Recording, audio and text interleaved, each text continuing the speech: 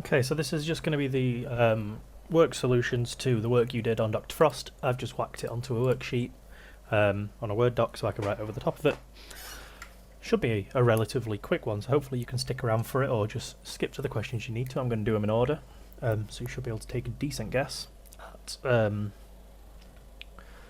at where you need to skip to, is what I'm trying to say. Sorry. Okay, so this is the graph y equals, oh, that's massive. Let me skinny that boy up. Much better. That is the graph y equals x squared minus 5. So if we were to plot this by picking some coordinates, you'd have drawn this graph. They're asking us to find where x squared minus 5 equals to 0. That would actually find us the solutions to this graph. And we can also call them the roots when it equals to 0. That's only when it equals to 0, where it's the roots and the solutions. Because it's equal to 0, well, it's going to be where it crosses with the line y equals 0, which is actually our x-axis. And we should hopefully remember from the last video that when it crosses the x-axis, that's its solutions.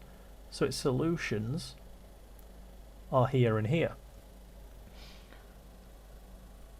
You get given a little bit of leeway on these, so I'm going to say this is x equals, well, if I could, each one of these dots is going to be 0.1, so it's done about 1, 2, we could say 2.3, they probably let you between 2.2 and 2.4, possibly, maybe, yeah, something like that. It doesn't help that I've drawn over the top of them. And this one's going to be minus 1, 2, minus 2.2 or minus 2.25, something like that. Obviously if I rub them out, I'll probably get a little bit of a better, I can probably actually see better, so it's a dumb idea to put it across there. Yeah, 1, 2, that's like a 2.2, isn't it? Because 1, 2, and it'd probably be the same on that side as well. Actually, it definitely would be. They'd both be 2.2. That one's going to be symmetrical around the y-axis. So that would be your two answers that you would write down here. Okay, another one. So this is the equation, x squared plus x minus 6. They've written the exact same equation there, so that's something to be really careful about. And they've said that y equals that, and then they've written it below, so actually it's just y. When is y 0? That is, when is it the x-axis? Y is 0 along here, isn't it? So look, when does it cross that red line I've drawn? Well, at x equals to minus 3 and x equals to 2. If you were to substitute 2 or minus 3 into this equation up here, you would get 0. And that's the whole point of it. We'll try it with 2. 2 squared is 4, plus 2 is 6, take away 6, 0. Try it yourself with minus 3. Again, a very, very similar question. You see these get asked quite a lot, so it's like a very key skill with quadratics, and it's quite a basic skill once you start doing it. So, equal to 0. So here and here. Well, that one's going to be x equals minus 2.5, and this one's going to be x equals 1.6. Again, you generally get a little bit of room either way. You'll have seen that when you had a task and they showed you the mark scheme afterwards. It kind of says anywhere between these, and we'll have a quick look at the mark scheme right at the end of this video. So there'll be your two solutions that you put down there. See, these are only 1 mark, so they're not meant to be too difficult. Okay, this question. This is where they get a little bit harder. The formatting's gone weird there. Let me put some spaces. So, we've got our graph. They've written the same line down there. But it's when it's equal to 5 this time. So we're not going to see, it's not going to be this. It's not going to be them, and I'm going to rub them out. No, it's not them. Because that's if it was equal to 0.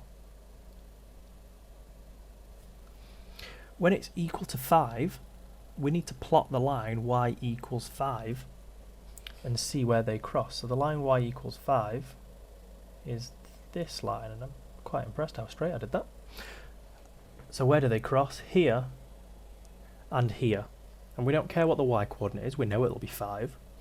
We care what the x coordinate is, so what's the x coordinate of when these cross? That's going to be 4.5, 6, 7, 8.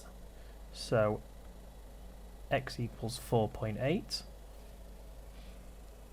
And then let's drop this down as accurately as we can. You'll have a ruler, I don't have one on my screen. And this is going to be minus 0.5, 6, 7, 8. So minus 0.8. So x equals minus 0.8, x equals 4.8. And we've just had a look where the y coordinate in this graph is 5. And that is along this line here. I can see that's 2 marked because it's a little bit harder. This one, very similar.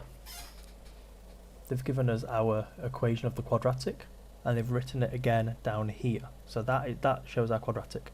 We want to know when it's equal to minus 2. So let's have a look at the line. Well, when is y minus 2? Y is minus 2 wherever that graph crosses this line that I've drawn across minus 2. Here and here. So the x coordinate there is, that would be minus 1.5. This is minus 1.6. And then let's draw this up. Well, that would be 2.5, so 2.6. X is 2.6. This next one is probably the most difficult one of the lot. And that is because they fool you into thinking that it's equal to 0. So you might just go and look at them, and a few of you did that, which is understandable because it looked very similar to the other questions, but in fact it wasn't. And let's have a look at why that's not the case. Well, I've always been saying check what your equation is. Can we see this is x squared minus 4x minus 2? This is x squared minus 4x minus 6. Those are not the same. So setting this equal to 0 does not solve this quadratic. It solves a slightly different one. What we need to do is make x squared minus 4x minus 6 into the original quadratic. So x squared is fine, we don't need to mess with that. Minus 4x is fine, we don't need to mess with that. To get from minus 6 to minus 2, I need to add 4 to both sides. So let's have a go and do that. Can we see I've made the same quadratic I've been drawn in the question for me. I just got to add 4 to that side as well. So actually, that looks like a question from before, doesn't it? That looks like the last 2 questions. So I need to draw the line y equals 4. Let's get me a line going across here. And our answers are these 2 guys here. So y equals x equals minus, it's very close to minus 1. I might say minus 1.1. And this is very close to 5. X equals to 5.1. So they would be our 2 answers there.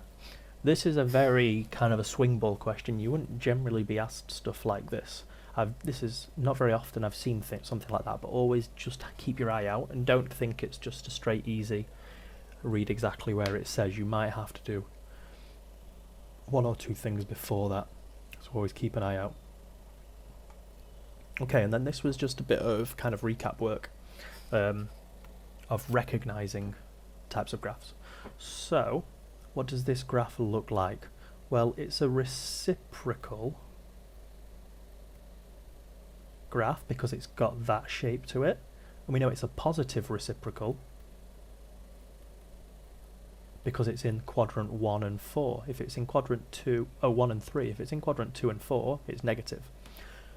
If we remember what a reciprocal looked like, that looked like something, a number, over x. So it's definitely not a cos, it's not an x squared, that would look like this. It's not that, that would look something like that. That's not a sine, it's not that. We don't even know any of these things, to be honest. We've not come across anything like that. It's not a cubic, we know that goes like this. And it's not a 1 over x squared, even though it looks pretty similar. That's probably the one that might have thrown someone off. It's not that. Get on GeoGebra. I've showed you before how to get onto that and plot that and see what it looks like if you really want to. So it's going to be 1 over x.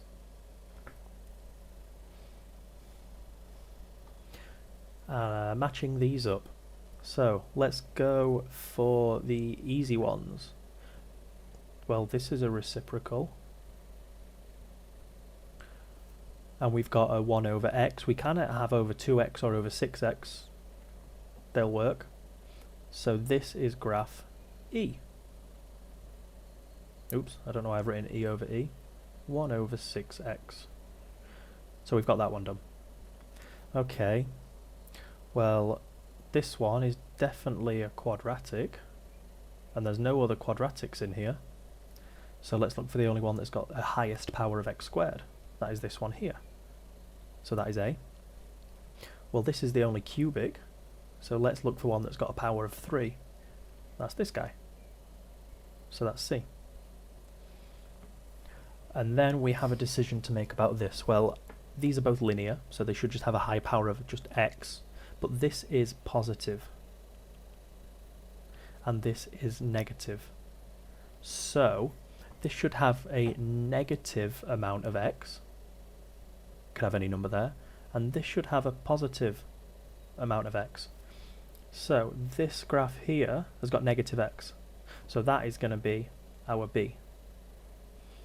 And remember that 6 there tells us it crosses at positive 6. So that makes sense because where this crosses is a negative number, which would actually be minus 6. And this has a positive gradient. So that would be D. So you might just want to pause on that for a second and just match them up in your head in case you didn't fully follow my many loving to circle things for no reason. Turning point. Turning point is a pretty self-explanatory term. It's where the graph stops from going down, down, down, down, down. It turns around and it comes back up. That's a turning point. And we call that a minimum point because it's the lowest part on the graph. And if it's a negative quadratic, the turning point is instead of it going up, it spins round and it comes back down. And that is called our maximum. That is called our maximum point because it's the highest point in a graph. And a fun little extra fact about this, which it will definitely come in handy at some point, the turning point is actually exactly halfway between both of the roots. And that is because a quadratic is always symmetrical around its turning a point. So the next example will actually be a lot clearer on that, so I'll do the maths behind that for you on the next example. This falls into some horrible decimal, so I'm not going to bother. But I'll show that on the next example. Anyway, this coordinate here is just 1 minus 3. 1 minus 3. Nice and simple. That's the turning point, and it's a minimum point. Sometimes you get asked if it's a minimum or a maximum. And then this guy. Oh, maths is not very nice on this one. But we'll have a look at it anyway. So, that is our turning point. It's a maximum point, but it's where the graph turns. So it's minus 1, 3. If we have a very quick look at the x coordinates of these, this is completely further to the question, that's the answer. This would be 0.8, and this would be minus 1.8. Can we see that minus 1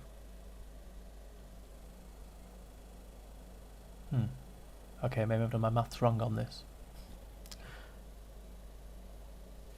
Alright, scrap that. If you want to stick around, I'm going to pull up an example on my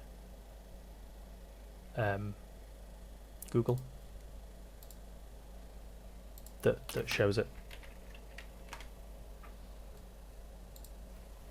So let me think of a nice equation.